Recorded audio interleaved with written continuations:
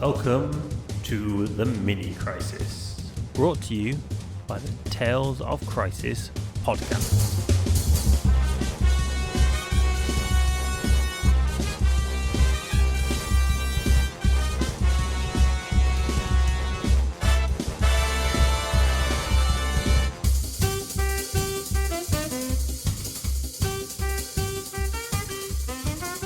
In this episode, we'll be talking about special conditions. This is recorded in March 2021, and these are the special conditions that are available at the moment. I expect further special conditions to be added as the game continues to grow, and I'll probably do an updated version of this podcast. But for now, where we are, these are the ones that are currently available. We're going to go through each of the conditions, explain what they do, and explain how best to use them.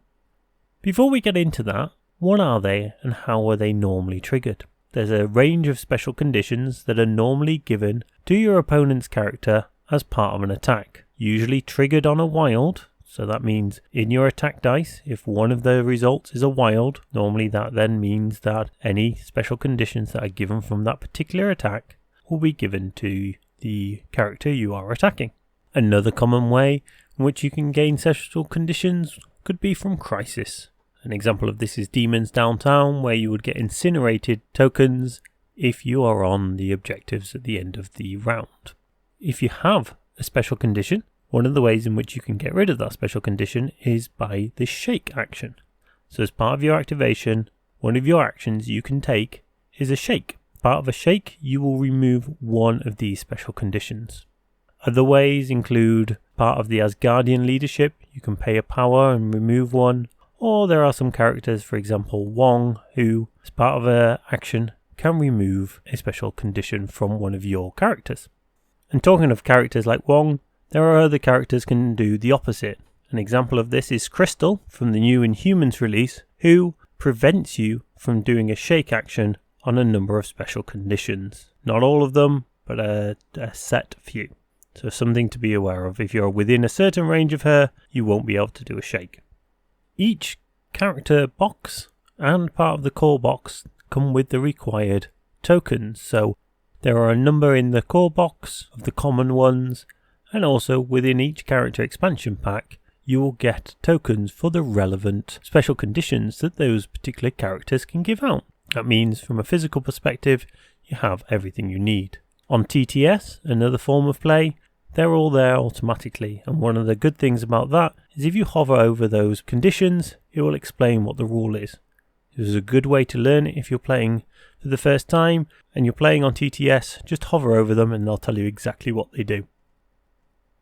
Special conditions are a key part of the game, often overlooked from a beginner perspective and seen as a bit of a bonus.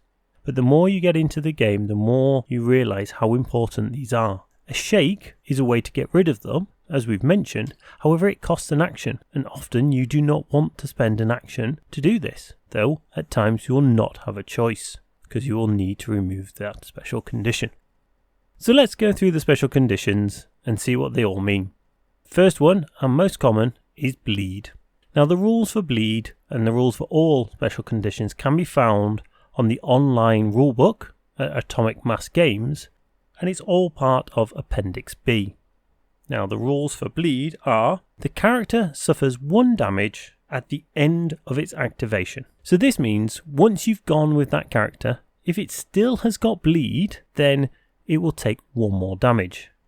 There are certain characters that this isn't too much of an issue for. One maybe at the back of the board that aren't necessarily being attacked by anybody, got plenty of health left. Maybe on those ones you're not so bothered. However, generally in those situations, that character's probably not doing much anyway, in which case it can spend a shake action.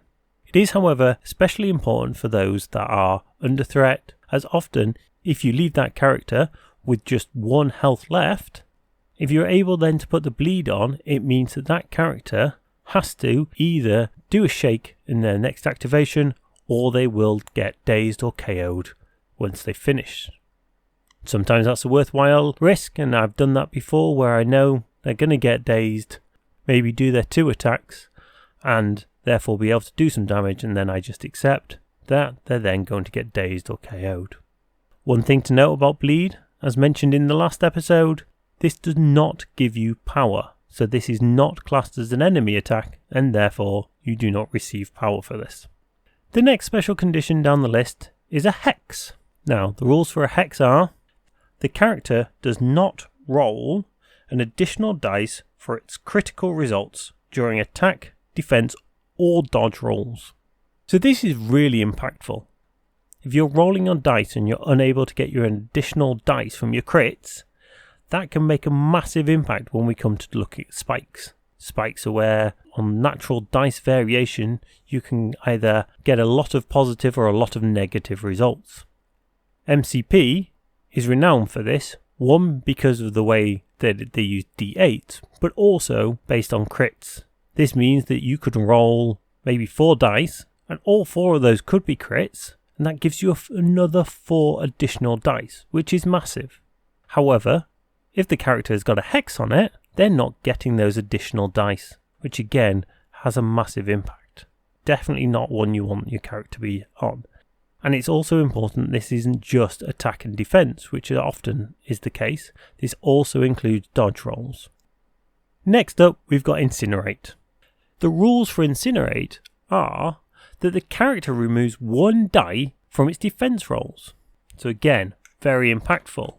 And this is something you want to get on early if you're attacking a specific character. If you have it in mind for a particular round that you want to necessarily attack a character, you want to get this on early. Because bleed only occurs once per round as such, in that it's only after their activation finishes it does anything, it's not so important. Whereas something like Incinerate, where it's removing one of their defense dice, it's important to try and get this as your first activation. Therefore, it forces your opponent's hand to either then activate that character to try and get a shake off, or for every attack that then comes into them, they're going to be rolling less defense dice. One other interesting thing is if you can manage to get that early in the round after they've activated, so say that character is one of the first your opponent activates, that's even better because it guarantees you for the rest of that round, you're going to be able to attack that particular character and they're going to be rolling 1 less defense dice. As mentioned earlier as well, Incinerate comes from a crisis, Demons Downtown. So again, when you've got a lot of characters across the piece with Incinerate, it does get quite interesting. Next up is Judgment. Now Judgment, the rules for this is the character does not gain power when suffering damage from enemy attacks. So on the last episode we talked about power and how you gain power from enemy attacks and how at times that decision as to whether or not to do an enemy attack or not, you often don't want to do the enemy attack because you're then giving your opponent power to do things with. If they've got a judgment on them, then you're free to attack them. There's no benefit to them of you attacking. So again, hugely powerful, although a rare one. I believe this is only currently on Ronin. Now, next up, Poison, something that's become more popular as part of the new Inhumans release. The rules for Poison are the character loses 1 power during the power phase. Now this again, power is everything. So if you're losing power, especially in the power phase when that's normally when you would receive it, this is a big thing. It essentially forces you to get power from other methods if you're needing it. So, whilst it might not seem a lot, only 1 power, it is something that you can't afford to leave on a character for very long. You're going to have to do something about it because you don't want your character sat there just not gaining power from the power phase. Next up, Root. The rules for Root is the character must spend 1 power before using an active or reactive superpower. So here, this is a bit of a power denial play, in that you're forcing your opponent to spend more power to do things that they would normally do. This again can be powerful because if you're going to remove power from them, they know they don't have it.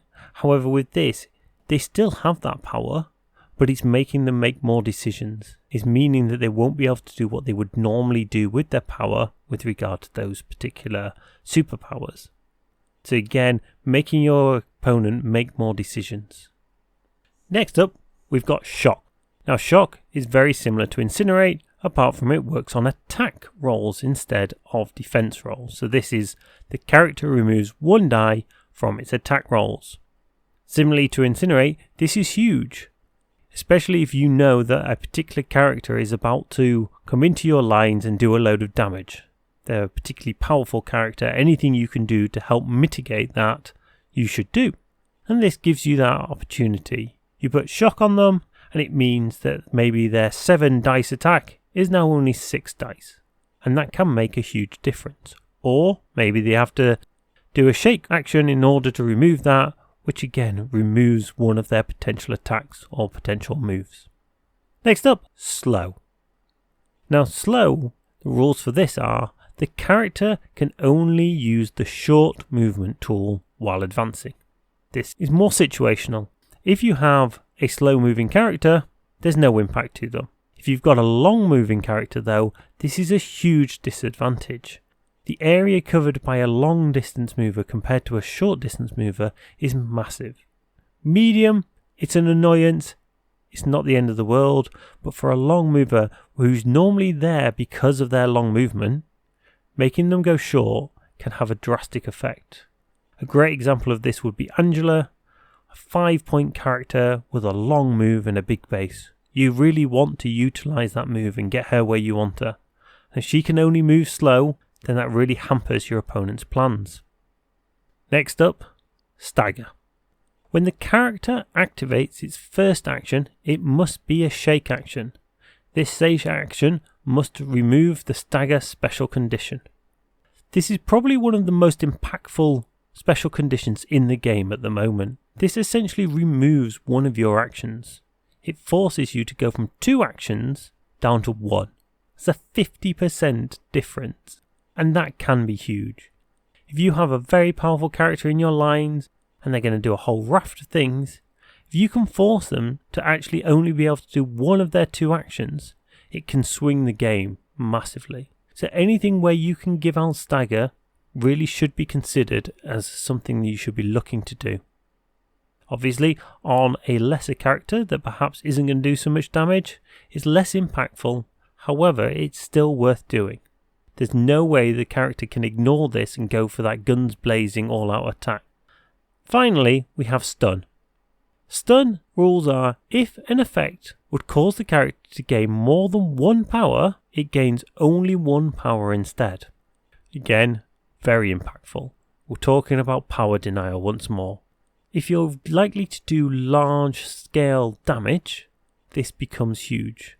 And similarly, if you put it on a character that's likely to do high scale damage with their builder, again it becomes more impactful.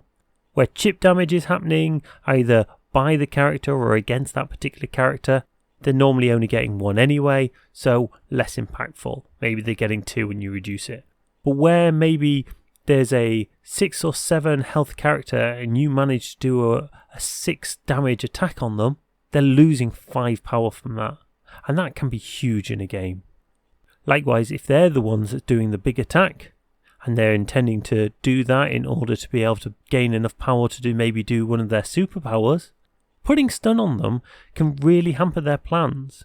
It means that they will only ever be able to get 1 power from that particular attack, unless they decide to do a shake, again reducing their effectiveness massively.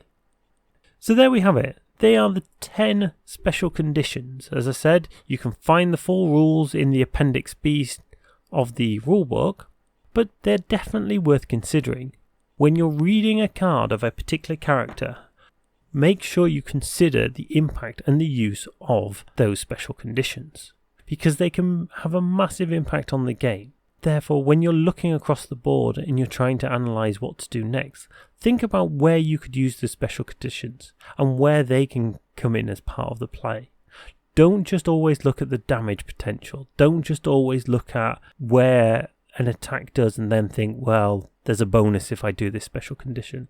Start to think about special conditions and the impact that they will have on the flow of the game and on your opponent's plans. Similarly, always consider what your opponent can do, what special conditions they can put out. There's nothing worse than getting to a point where they particularly put, let's say, Incinerate on you and all of a sudden start bombarding you. You may be sat there with somebody like Thor on 4 defense, and you're quite comfortable, but then all of a sudden that goes down to 3 defense. And that's a 25% drop in their defense. Again, that's a large drop. It's even worse if you're taking maybe a 3 or even a 2 defense character, and you're getting something like Incinerate on them, then that's a huge drop. So always consider where your opponent can put special conditions on you, and similarly where you can put special conditions on those. Start to look at that as the driving force for some of the attacks, and almost the damage is the bonus. It's a big change to the way in which you can approach the game, but I do find it is more impactful. Let those special conditions drive what you're trying to do, because the impact of those can be huge on your opponent. Thanks for listening. Hopefully that was helpful, and we'll delve into more elements of the game in future episodes. If you want to check us out on the larger podcast, we are Tales of Crisis, and also please check out the Tales of Wargames website, where you will find all our podcasts from both the Tales of Sigmar and the Tales of Crisis families. If you want to catch me, I am on both Twitter and Instagram at martinswaffield. Till next time, never underestimate the power of special conditions.